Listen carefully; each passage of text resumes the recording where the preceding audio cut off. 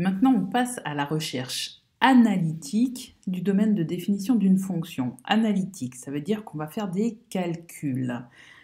La première chose à faire, donc, quand on cherche le domaine de définition d'une fonction de manière analytique, c'est d'abord de poser les conditions d'existence, les CE, pour l'expression analytique de cette fonction. Les conditions d'existence. Donc en fait, il y a deux règles importantes dans les conditions d'existence. C'est la règle numéro 1, est-ce qu'on a un dénominateur, donc une fraction, et la règle numéro 2, est-ce qu'on a des radicaux. Ici, on a un radical. Alors, c'est parti. On commence par les conditions d'existence pour la fonction f. Son expression analytique, c'est un polynôme de degré 3. Un polynôme de degré 3, donc il n'y a pas de valeur de x à rejeter. Les conditions d'existence pour l'existence de f de x, donc ça va être x appartient à R. On n'a pas de valeur de x à rejeter. On les prend toutes. On prend l'ensemble des réels. Pour les conditions d'existence de g de x, on a un dénominateur. On n'a pas le droit de diviser par 0. Donc la condition d'existence pour g de x, c'est 4x carré moins 1 différent de 0.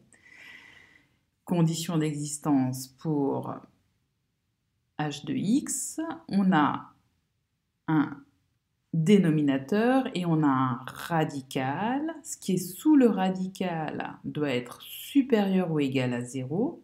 Mais comme ce radical, il est au dénominateur, en fait, il faut aussi que ce radical soit différent de 0. Et un radical est nul si et seulement si ce qui est sous le radical est nul. Et donc, c'est pour ça qu'en fait, la condition d'existence pour h de x, elle se résume à 4x au carré moins 1, strictement plus grand que 0. Donc pour l'instant, on a juste posé les conditions d'existence pour chaque expression analytique des fonctions f, g et h. Et maintenant, on va faire les calculs pour voir les valeurs de x qu'on doit rejeter. On n'a pas besoin de faire celle de f de x puisqu'il n'y a pas de valeur de x à rejeter. On fait celle pour g de x. Avoir 4x au carré moins 1 différent de 0. C'est équivalent à avoir 4x au carré différent de 1. Ce qui revient à avoir x au carré différent de 1 quart. Et ce qui est équivalent à avoir x au carré différent de plus ou moins 1 demi. Un grand classique, c'est pour ça que je l'ai mis en rouge, c'est d'oublier que x doit être différent de moins 1 demi. Donc c'est pour ça qu'ici tu as le plus ou moins. Et quand on écrit x différent de plus ou moins 1 demi, ça sous-entend, ça c'est important, que x est différent de moins 1 et, c'est un et, c'est un et, c'est un et, x différent de 1 demi. J'insiste lourdement, mais en mathématiques, les mots sont super, super, super, super importants. Je sais, c'est des mathématiques, pas du français, et pourtant, les mots sont importants. Donc, voilà les deux valeurs à rejeter dans le domaine de définition de g de x, c'est moins 1 demi et 1 demi. Et c'est pour ça qu'on écrit que le domaine de g, c'est tous les réels, sauf, la barre dans ce sens-là, l'anti-slash, n'est-ce pas? À ne pas confondre avec le divisé. Donc, c'est tous les réels privés de moins 1 demi et 1 demi. On enlève ces deux valeurs du domaine. Elles ne sont pas dans le domaine de G, donc on les enlève de l'ensemble des réels. Voilà, voilà. On passe aux conditions d'existence pour h de x.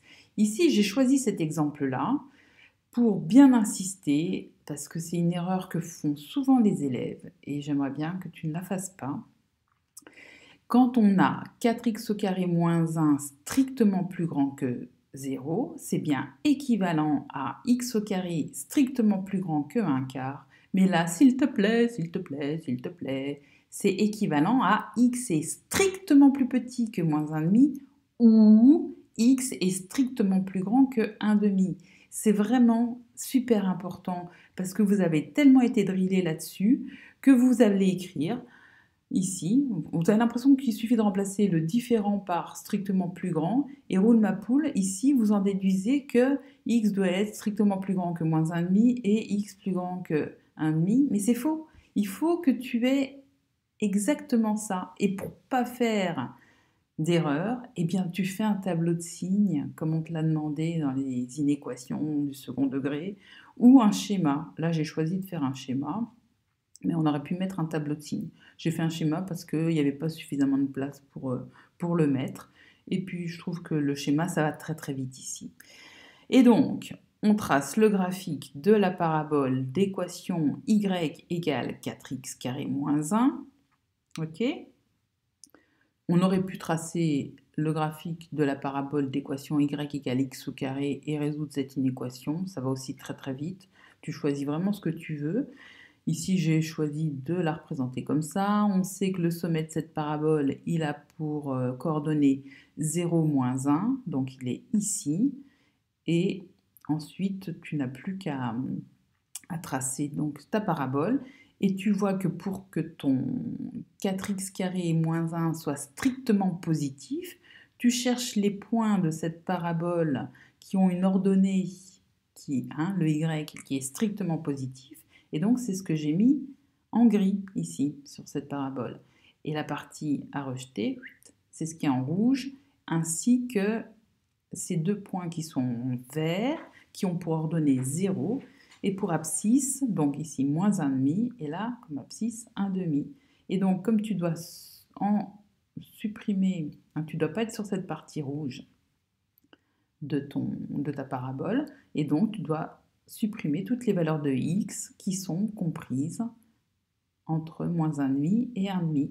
Et donc voilà pourquoi le domaine de H, c'est tous les réels privés de l'intervalle avec les crochets tournés vers l'intérieur des réels qui sont compris entre moins 1,5 et 1,5.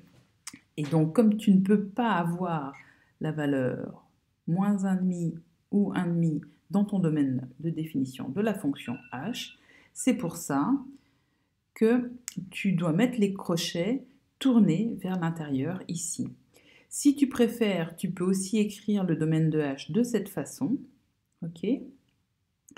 C'est vraiment comme tu préfères. Les deux écritures sont bonnes. Il faut juste faire attention, avec tes crochets, à bien les mettre dans le bon sens. Et aussi ici, bien faire attention, quand est-ce qu'on utilise des crochets, quand est-ce qu'on utilise des accolades. Les accolades, ça veut dire qu'on prend que la valeur moins 1,5, que la valeur 1,5 dans cet ensemble qui est marqué en rouge. Les crochets, on prend toutes les valeurs comprises entre moins 1,5 et 1,5 quand il y a les crochets. Et quand les crochets sont tournés vers l'intérieur, ça veut dire qu'on prend les bornes, moins 1,5 et 1,5, c'est des bornes de cet intervalle. Et quand les crochets sont tournés vers l'extérieur, c'est qu'on ne prend pas les bornes. Voilà, c'est un petit peu long, mais super important. S'il te plaît, on fait attention à l'utilisation des mots et ou, et on ne fait pas d'erreur à ces niveaux-là. Donc, on pense tableau de signes ou schéma. Voilà, super que tu aies écouté jusqu'au bout.